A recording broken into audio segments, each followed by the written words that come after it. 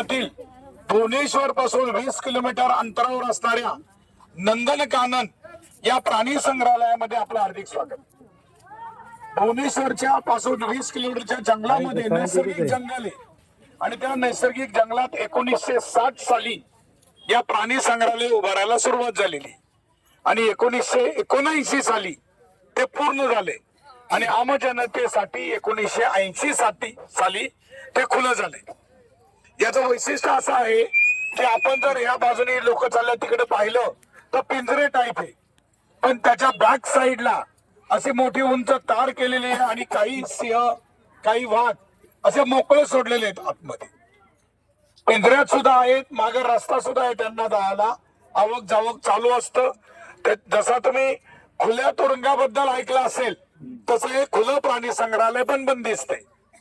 नंदनकानन याचा अर्थ आहे स्वर्गाचा बगीचा, म्हणजे स्वर्गात कसा सुंदर बगीचा असतो त्या टाईप हे नंदनकानन बनलेलं आहे.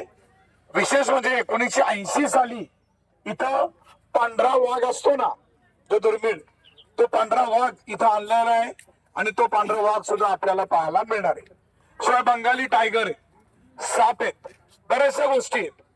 तुम्हाला विविध प्रकारची जैव वैविधता प्राणी या ठिकाणी पाहायला मिळणार आहे.